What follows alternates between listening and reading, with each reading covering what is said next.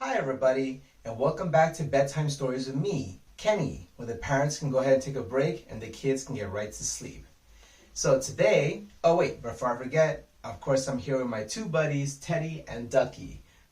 Ducky's just sitting over there like usual, acting menacingly.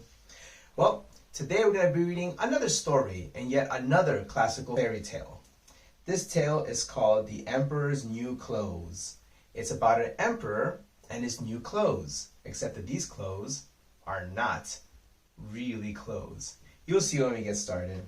Of course, this is by Hans Christian Andersen. It's going to be a lot of fairy tales, just like the Brothers Grimm. So let's go ahead and get started. The Emperor's New Clothes by Hans Christian Andersen. Many years ago, there was an emperor who was so excessively fond of new clothes that he spent all his money in dress. He did not trouble himself in the least about his soldiers, nor did he care to go either to the theater or to the chase, except for the opportunities then afforded him for displaying his new clothes. He had a different suit for each hour of the day, and as of any other king or emperor, one is accustomed to say, he is sitting in council. It was always said of him, the emperor is sitting in his wardrobe. Time passed merrily in the large town which was his capital.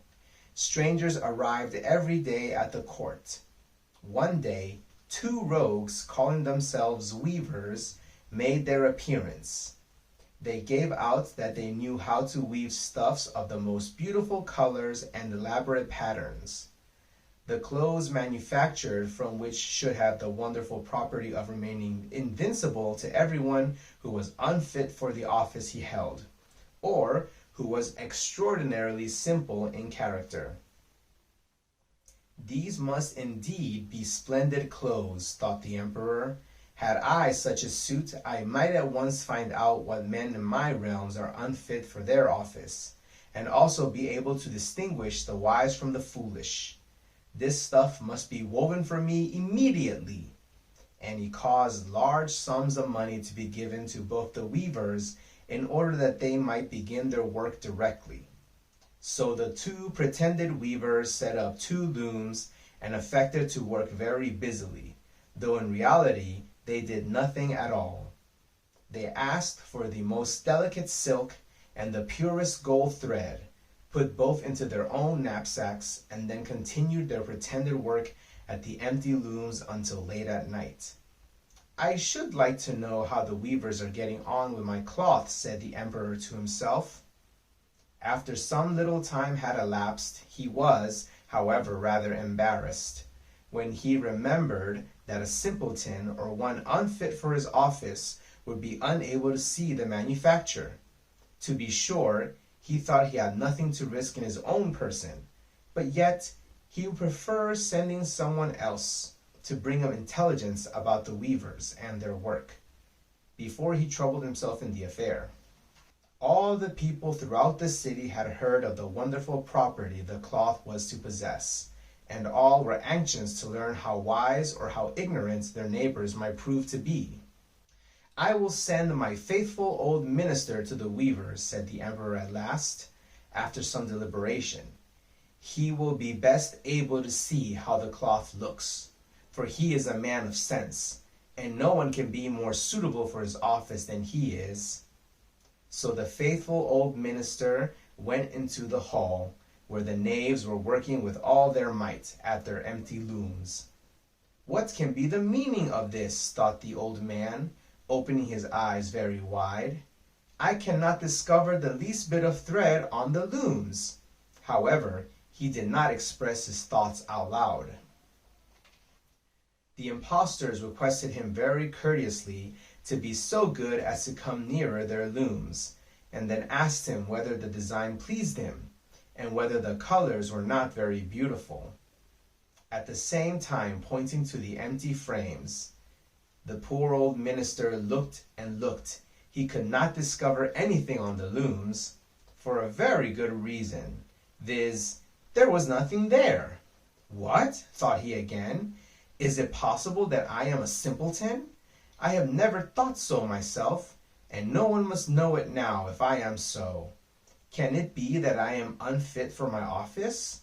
No, that must not be said either. I will never confess that I could not see the stuff.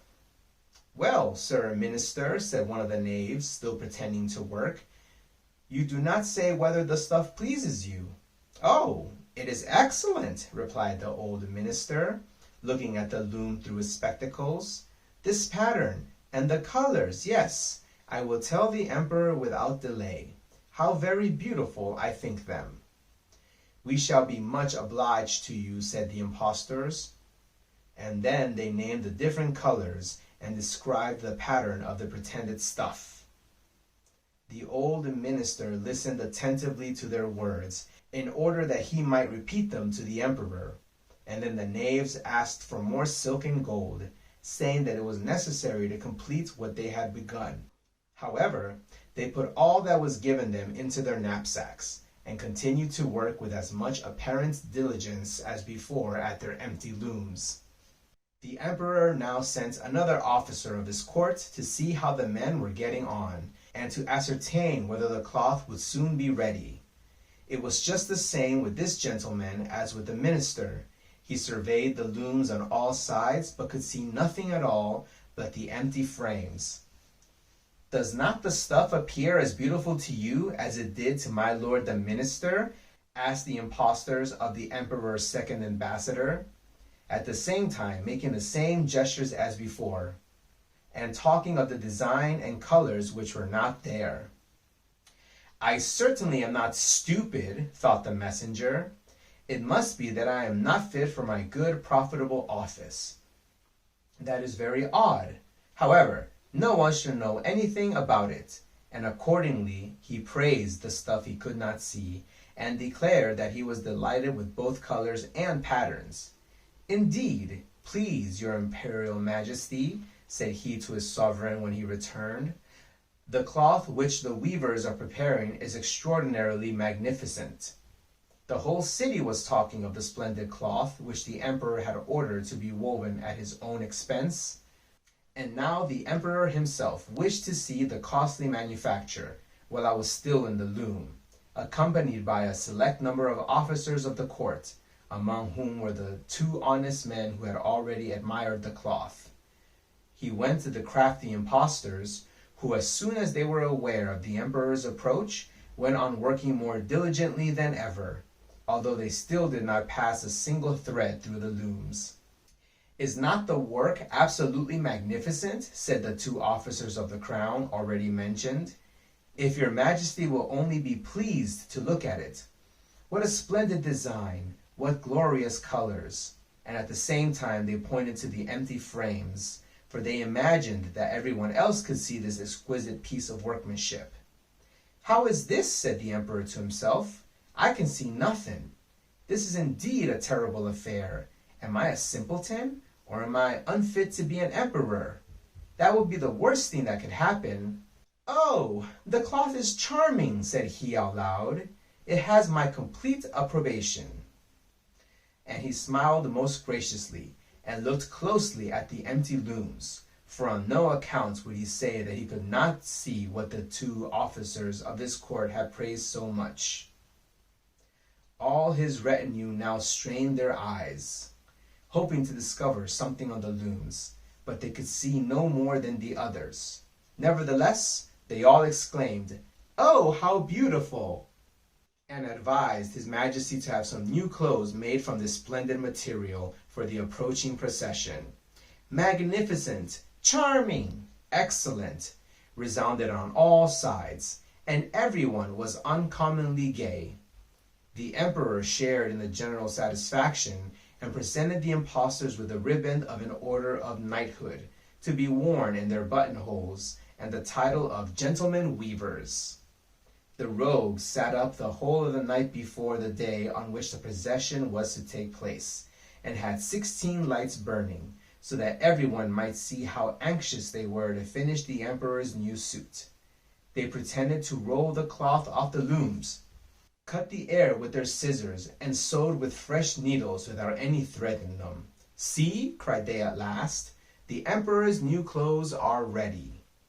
And now the emperor, with all the grandees of his court, came to the weavers, and the rogues raised their arms, as if in the act of holding something up, saying, "Here you are, Majesty's trousers, here is the scarf, here is the mantle, the whole suit is as light as a cobweb. One might fancy one has nothing at all on when dressed in it. That, however, is the great virtue of this delicate cloth." "Yes, indeed," said all the courtiers, although not one of them could see anything of this exquisite manufacture. "If your imperial majesty will be graciously pleased to take off your clothes, we will fit on the new suit in front of the looking-glass." The emperor was accordingly undressed, and the rogues pretended to array him in his new suit, the emperor turning round from side to side before the looking-glass. "How splendid his majesty looks in his new clothes, and how well they fit!" everyone cried out. "What a design! What colors! These are indeed royal robes!" "The canopy which is to be borne over your majesty in the procession is waiting," announced the chief master of the ceremonies. "I am quite ready," answered the emperor. "Do my new clothes fit well?" asked he, turning himself round again before the looking-glass, in order that he might appear to be examining his handsome suit. The lords of the bedchamber, who were to carry his majesty's train, felt about on the ground, as if they were lifting up the ends of the mantle, and pretended to be carrying something, for they would by no means betray anything like simplicity or unfitness for their office. So now the emperor walked under his high canopy in the midst of the procession, through the streets of his capital, and all the people standing by, and those at the windows cried out, "Oh, how beautiful are our emperor's new clothes! What a magnificent train there is to the mantle, and how gracefully the scarf hangs!"